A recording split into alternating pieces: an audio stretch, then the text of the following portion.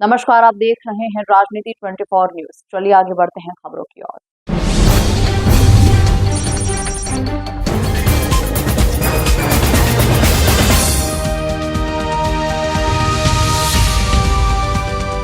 – 2007 में अपनी शुरुआत के बाद से बाहा एसएई इंडिया के एक परिवर्तनकारी मंच बनने की खबर है, जो इंजीनियरिंग छात्रों को डिजाइन करने, नवाचार करने और वास्तविक दुनिया की चुनौतियों का सामना करने के लिए प्रेरित करता है। बाहा एसएई इंडिया 2025 का चरण 3 आज बाईपास स्थित Acropolis institute of technology and research में प्रेस वार्ता के दौरान इंदौर में एक प्रेस कॉन्फ्रेंस के साथ शुरू हुआ, जिसमें एम बाहा और एच बाहा के भौतिक राउंड की तैयारियों की शुरुआत हुई। उपस्थित लोगों का स्वागत करते हुए एक्रोपोलिस इंस्टीट्यूट के समूह निदेशक प्रोफेसर अतुल भारत ने इस ऐतिहासिक कार्यक्रम की मेजबानी पर गर्व व्यक्त किया और संस्थान की यह प्रतिबद्धता जताई कि वह बाहा एसएई इंडिया के मिशन को पूरी तरह से समर्थन देते हैं, जिसका उद्देश्य अकादमी और उद्योग के बीच की खाई को मिटाना है, जबकि युवा इंजीनियर को वास्तविक दुनिया में उत्कृष्टता की प्रेरणा देना है। कार्यक्रम की अद्वितीय वृद्धि पर विचार करते हुए श्री बालराज सुब्रमण्यम, भारत पेट्रोलियम के पूर्व मुख्य प्रबंधक और अब बाहा आयोजन समिति के अध्यक्ष, ने टिप्पणी की, 2007 में एकल श्रेणी की प्रतियोगिता के रूप में अपनी शुरुआत से लेकर आज तक बाहा एसएई इंडिया ने एक गतिशील बहुश्रेणी मंच के रूप में अपना रूप लिया है। अब अपने 18वें सीजन में यह प्रतियोगिता युवा इंजीनियर्स को नवाचार करने और उत्कृष्टता प्राप्त करने के लिए प्रेरित करती है, जो इस वर्ष की थीम फ्यूजन फॉर फ्यूचर के साथ मेल खाती है। यह थीम प्रौद्योगिकी, विविधता, स्थिरता और कनेक्टिविटी के स्तंभों पर आधारित है। जैसे मैंने थोड़ी देर पहले बताया था, हम जब 2007 में चालू किए थे, 27 स्ट्रीम के साथ मैकेनिकल बाहा चालू किए थे।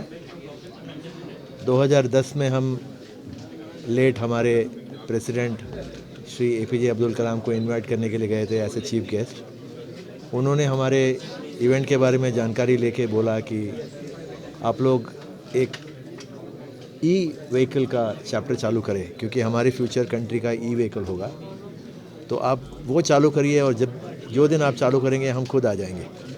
तो हमने फिर काफ़ी मेहनत हमको करना पड़ा, क्योंकि ई व्हीकल का फॉर्मेट में कैसे रूल बनाएं, कैसे बच्चे लोग को ड्रॉ करें और इंजन कौन देगा उसका, ये सारा करते करते हमें 3-4 साल लग गई।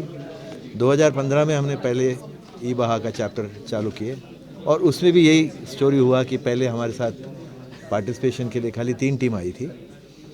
और मुझे बहुत गर्व लगती है आज बोलने के लिए कि एक ज़माने में एम बाहा पेट्रोल इंजन का जो नंबर ऑफ़ टीम्स होती थी वो लगभग 150-200 के करीब होती थी, और ई व्हीकल के टीम्स जो 3-4 में होती थी। इस साल पहले बार ई व्हीकल टीम्स जो है वो हमारे साथ 90 है और एम व्हीकल के जो टीम्स है वो 54 है।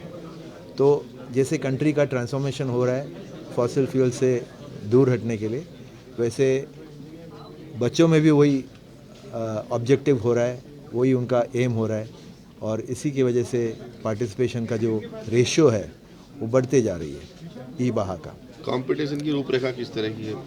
कंपटीशन की रूपरेखा सेम है, सभी कंपटीशन सेम है, बस इंजन में थोड़ा सा फ़र्क है। इलेक्ट्रिक इंजन अलग होता है, मैकेनिकल इंजन अलग होता है, फ्यूल उसका अलग होता है। HCNG का व्हीकल है जिसमें फ्यूल होता है HCNG का, जो इस साल से हम लोग चालू कर रहे हैं। और ऑटोनोमस व्हीकल जो होता है वो इलेक्ट्रिक व्हीकल होता है विथ ADAS सिस्टम, जिसमें ADAS सारा रोड को मैप करेगी, सिग्नल को मैप करेगी, कोई ह्यूमन बीइंग अगर क्रॉस करता होगा उसको मैप करेगी और उस प्रकार चलेगी। सर, कितने दिवसीय इवेंट है और कहाँ होगा? टाइमिंग क्या रहेगा? पहले इवेंट जो है वो यहाँ हो रहा है नाइट्रैक्स में, इंदौर में। ये 9 तारीख को सवेरे से चालू होगा और 12 तारीख को इसकी फाइनल्स होगी। दोपहर को 1 बजे फाइनल्स ख़त्म होगी। उसके बाद हमारे वैलिडिटी प्रोग्राम वगैरह होगा। इसी के साथ में हम HCNG की प्रोग्राम भी कर रहे हैं, जो भी 9 को चालू होगी, और वो प्रोग्राम 11 को कंप्लीट होगी। 11 को उनका एंड्योरेंस रन होगा, उनका जो प्राइजेस वगैरह है सारा मिलके 12 तारीख को दिया जाएगा। सर, मिनिस्टर भी आ रहे हैं, मंत्री जी आ रहे हैं। हमारे बहुत सौभाग्य है कि मंत्री जी आ रहे हैं कल इनाग्रेशन के लिए। वो हमें टाइम दिए हैं 1 घंटे का इनाग्रेशन के लिए। वो 12 बजे पहुंच जाएंगे नाइट्रैक्स बाहा साइट में, और ये सारा प्रोग्राम का इनाग्रेशन करके हमें उनका कंपनी के आनंद